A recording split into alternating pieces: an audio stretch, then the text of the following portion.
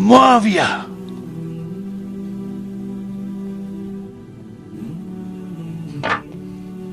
तुम्हें 2 लिबास और पेट भर के खाने से ज्यादा क्या चाहिए?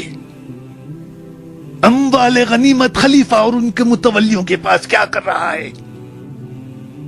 अपनी जाती सरवत की तरक्की, इस भूखी उम्मत की खुशहाली या आबादी के लिए खर्च हो रहा है? सर अबू जर गिफारी रज़ियल्लाहु ताला अन्हु के तो हालात बयान करने के लिए बड़ा पत्थर का दिल चाहिए। इतने सोजो गुदास वाली जिंदगी। हाँ, जामिया तिर्मिज़ी में हदीस है, नबी सल्लल्लाहु अलैहि वसल्लम ने इरशाद फरमाया कि इस नीली छतरी के नीचे अबू जर गिफारी से सच्चा इंसान कोई नहीं। कौन कह रहा है? नबी सल्लल्लाहु अलैहि वसल्लम, जो खुद सादिक और अमीन। और जामिया तिर्मिज़ी में एक और हदीस है, नबी अलैहिस्सलाम ने फरमाया कि अबू जर गिफारी से बढ़कर कोई अहद वफा करने वाला और ज़ुहद में मेरी उम्मत में नहीं है। ये मेरी उम्मत में ईसा इब्ने मरियम की मिसल है, अबू जर गिफारी। और ईसा इब्ने मरियम वो है जिनके बारे में रवायतों में आता है कि वो दुनिया से इतने जाहिद थे कि वो बर्तन में पानी भी नहीं पीते थे। वो कहते थे ये दुनिया का माल है, अपने हाथों में पानी पिया करते थे। यानी दुनिया को 3 तलाकें दी हुई थी। तो नबी अलैहिस्सलाम फरमाया मेरी उम्मत में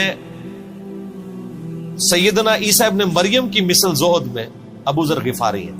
ये लफ्ज है अबू जर गिफारी, गफ्फारी नहीं है लफ्ज, गिफारी जेर है और फा के ऊपर तशदीद भी नहीं है। तो अबू जर गिफारी रज़ियल्लाहु ताला अन्हु अलैहि सलाम नबी अलैहिस्सलाम के लाडले असहाब में से थे। सही बुखारी में इनके कबूल इस्लाम का पूरा वाकया मौजूद है। इन तक जब दावत पहुंची कि इस तरह एक पैगंबर आए हैं मक्के की सरजमीन में जिन्होंने दावा नबूवत किया, तो ये इन्होंने पहले अपने भाई को भेजा कि खैर खबर लेके आओ, तो उन्होंने बताया हाँ इस तरह एक शख्स है। फिर ये खुद रखते सफर बांध के नबी सल्लल्लाहु अलैहि वसल्लम की खिदमत में हाजिर हुए मक्का शरीफ में। तो सही बुखारी में आता है कि ये गए, यानी मक्का शरीफ में अब डर भी रहे थे, मैं क्योंकि इनको पता था कि नबी अलैहिस्सलाम की मुखालफत भी बहुत ज्यादा है कि अगर मैं किसी से नबी अलैहिस्सलाम के बारे में पूछा तो हो सकता है मेरे साथ कोई ऐसी एक्टिविटी परफॉर्म ना कर दे। तो ये हरम मक्का में इन्होंने डेरा डाल लिया और कहते हैं मैं जितने दिन वहां रहा ना तो आबे ज़मज़म ही पीता था। जब मेरी खजूरें खत्म हो गई, ज़मज़म खाने का काम भी करता था और पीने का भी, ज़मज़म ताकत वाला पानी। तो कहते हैं सबसे पहले मेरी जिस शख्स से मुलाकात हुई वो सैयदना अली इब्ने अबी तालिब थे रज़ियल्लाहु ताला अन्हु अलैहि सलाम। तो कहते हैं हजरत अली ने जब मुझे ऑब्जर्व किया ना तो मुझे अपने साथ घर ले गए कि परदेसी है, खाना शाना खिलाया, रात ठहराया। कहते ना उन्होंने मुझसे पूछा कि किस लिए आए हो, ना मैंने उनको बताया।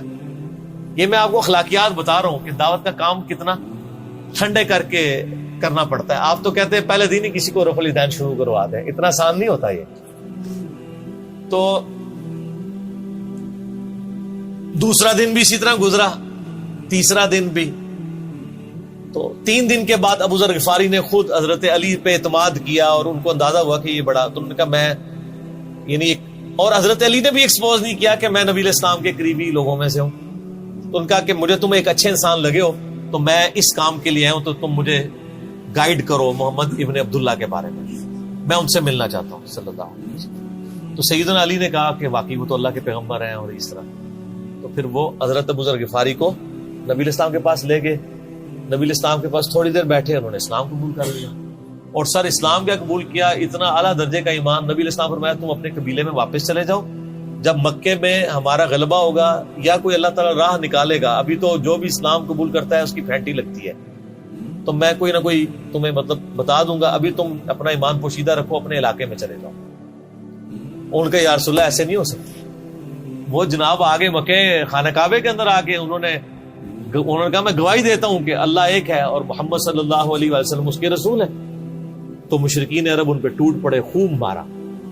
हत्ता कि अब्बास बिन अब्दुल मुत्तलिब जो उस वक्त तक मुसलमान नहीं हुए थे, नबी इस्लाम के चचा थे, لیکن چونکہ بنو ہاشم سے تھے اور بنو ہاشم آپ کو پتا ہے متولی تھے کعبہ شریف کے، انہوں نے اپنے آپ کو ابو ذر غفاری کے اوپر گرا لیا کہ تاکہ ان کو کوئی مارے نہ. انہوں نے کہا تمہیں پتہ نہیں ہے قبیلہ یعنی غفاری قبیلے سے تعلق رکھتا ہے تو اس کے قبیلے کے لوگ آ کے یہاں پہ لڑائی کریں گے ہم سے.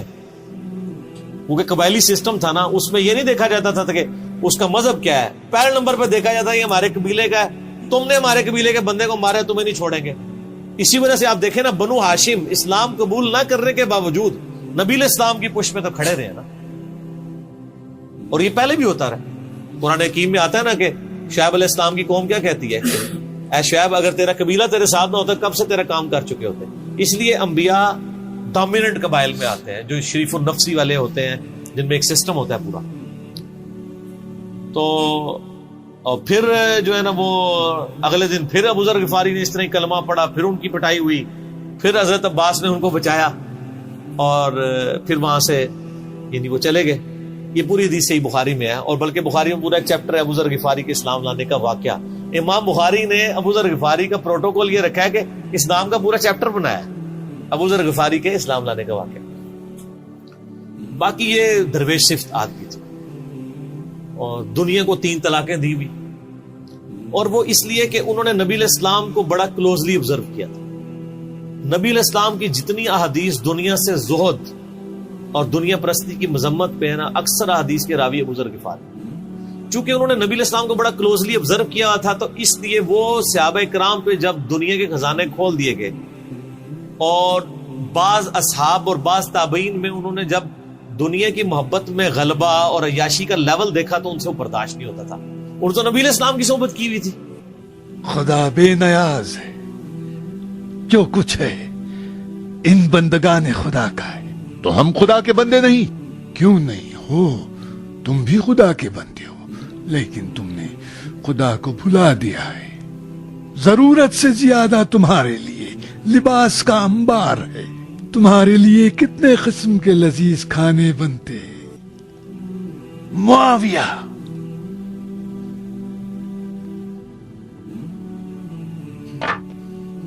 تمہیں 2 لباس اور پیٹ بھر کے کھانے سے زیادہ کیا چاہیے؟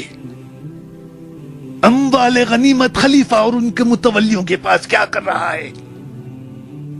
اپنی ذاتی ثروت کی ترقی، اس بھوکی امت کی خوشحالی یا آبادی کے لیے خرچ ہو رہا ہے. وہ کہتے تھے یہ دیکھو یار، ہم لوگ تو فاقے کرتے تھے اور ہمارا پیغمبر ہمیں یہاں تک تعلیمات دیتا تھا کہ اے اللہ محمد اور آل محمد